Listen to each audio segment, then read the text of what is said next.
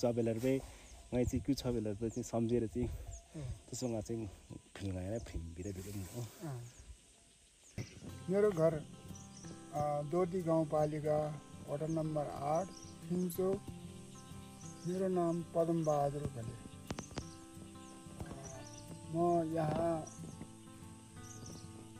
म यो ठाउँमा बसेको म 50 वर्षसम्म म घुमफेर गरेको ठाउँ पनि हो यो म यो गादीको शिरमा 15 वर्ष भैँसी पालेर तलमाथि हिँडेको पनि हो त्यसपछि म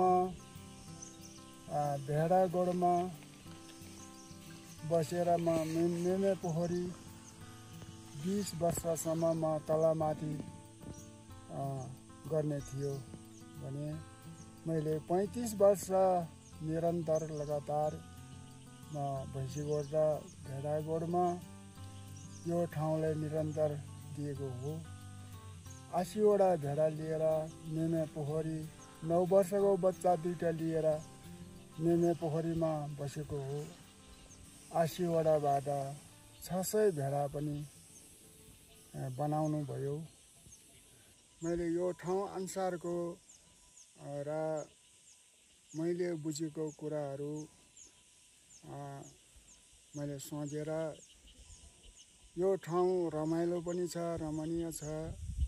कसैले मन नपर्ने ठाउँ यो होइन सबैले मन पर्ने ठाउँ हो यो त्यसकारणले मैले त्यही अनुसारको म 2 चरण गीत म गाउने छु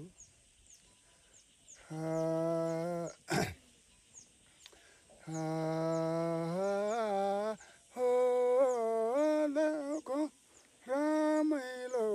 लाग्यो कोरोले डाँडा बाटो छ साला बाटो छ साला हो रमाइलो लाग्यो कोरोले डाँडा देखिन्छ सारा संसारै झाला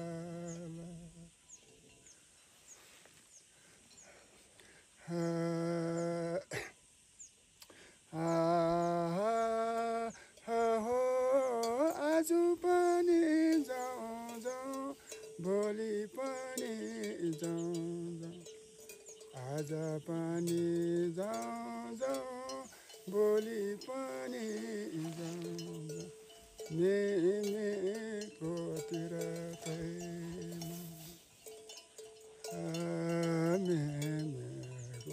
तिरथैमा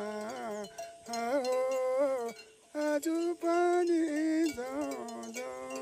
भोलि पनि जाउँ मेमेको तिरथैमा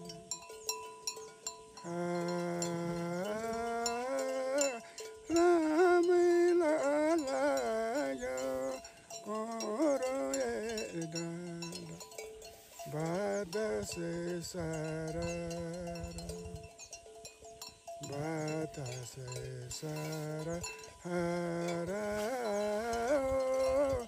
रमाइलो लाग्यो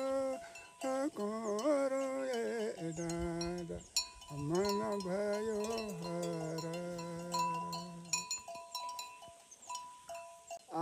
खिन्चोक गाउँदेखि नै सुरुदेखि नै यो रमणीय ठाउँ पनि हो रमाइलो ठाउँ पनि हो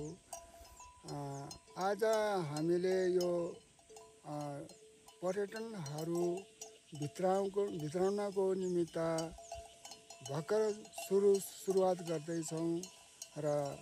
आजै पनि निरन्तरमा योभन्दा 10 गुणा अघि बढाउने राम्रो वातावरण सिर्जना गर्ने हिम्मत अझै पनि छँदैछ यो हिम्मतलाई चाहिँ म घटाउने छैन बढाउने छ र खिन्चो गाउँदेखि लिएर गागो डाँडा पुरानो गाउँ त्यहाँदेखि लिएर आर्ना डाँडा पोली डाँडा त्यहाँदेखि पोखरी बराहा पोखरी त्यहाँदेखि लिएर खोले पोखरी, त्यहाँदेखि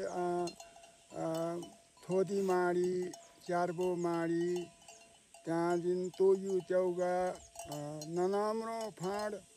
माडी, कोरो माडी, यति रमणीय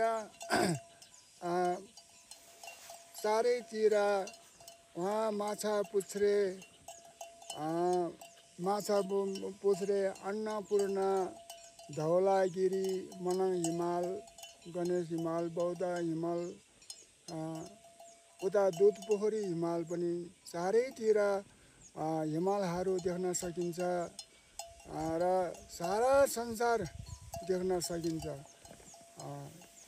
मौसम सफा भयो भने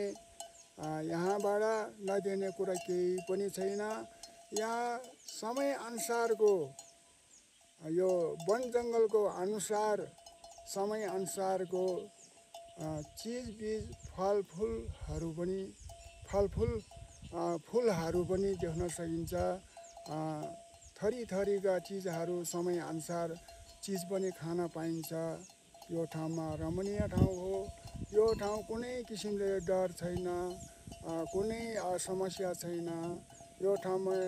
सबै रमणीय रमाइलो भरिपूर्ण ठाउँ हो यो।